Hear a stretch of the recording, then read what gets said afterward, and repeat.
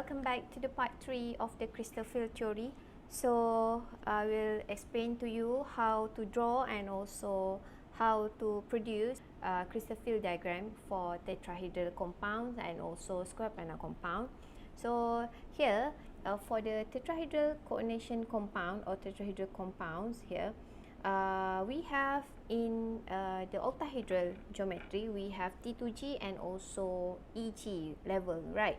Okay, so for the tetrahedral compounds, it is actually totally opposed to octahedral diagram, where the EG levels are actually located in lower value or lower energy, and also the T2G level, okay, T2G level is actually located at higher energy.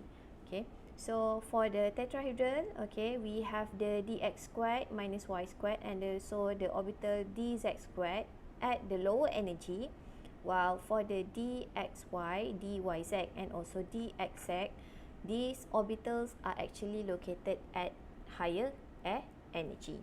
Alright, and then this is example, okay, for the tetrahedral coordination compound with 4 coordination number.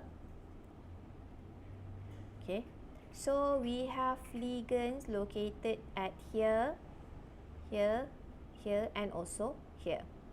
Okay, right, and then for the tetrahedral complexes, okay, most of the time it will give you high spin complexes regardless of the types of ligands, okay, because of the size of delta is small for tetrahedral complexes. It is actually derived from this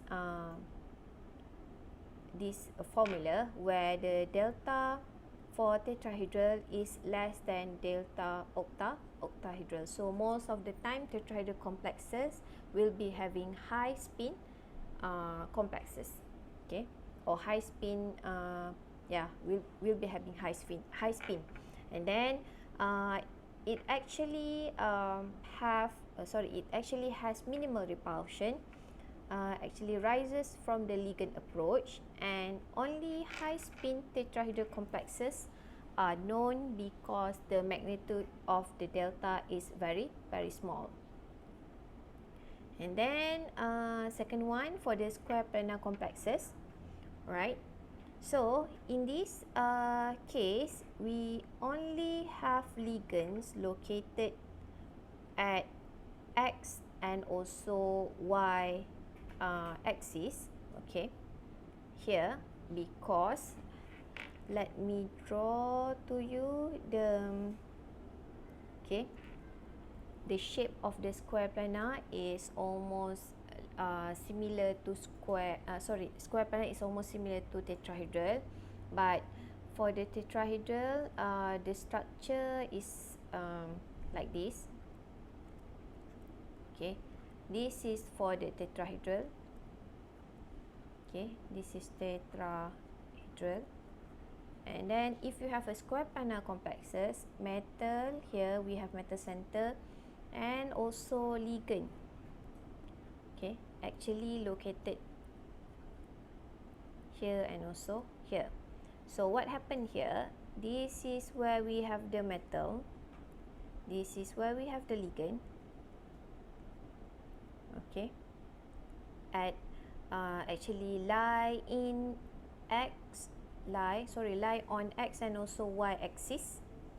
So okay, because of this, okay, we don't have any ligand located at the z axis.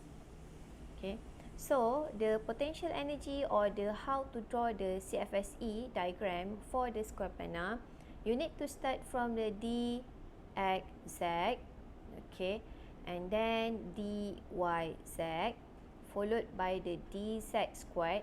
Why? Because all of these three are having the z axis, but we don't have any ligand here, so they will have weaker repulsion and they just need lower energy or low energy.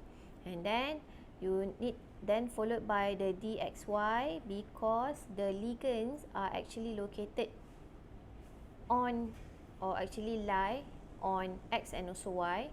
Okay, that's why the dxy will have higher energy compared to the dz squared. And then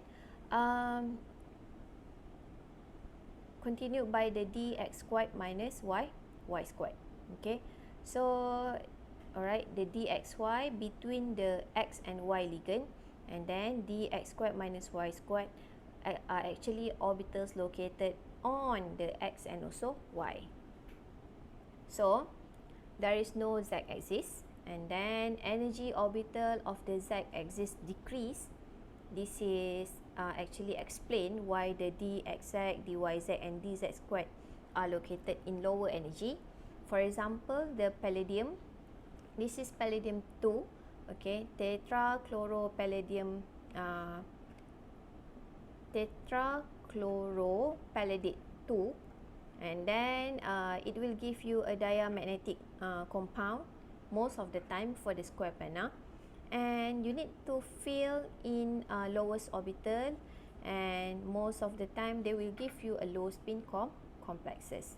Okay, alright, so okay, so here we have the difference between the three crystal field theory. Okay, so we have the tetrahedral here.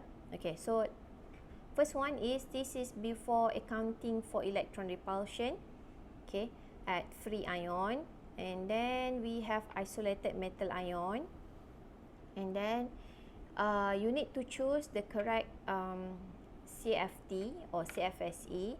Okay, if you have octahedral field, it will give you this kind of diagram, the T2G and followed by the EG. If you have the tetrahedral field, it will start with the EG and also followed by the T2G. Okay, for the tetrahedral field, it is actually totally opposite to the octahedral field. And then the square planar field, where it starts with a dyz, dxz, dz squared, and then followed by a dxy and also dx squared minus y squared. And last but not least, as usual, please do this problem, the sample problem for 23.5, and we will discuss this question during our virtual class or virtual meeting. So that's all for part 3. So please don't forget to like, comment and also subscribe my channel. So I'll see you guys in virtual meeting. So that's all for today. Thank you very much. Bye.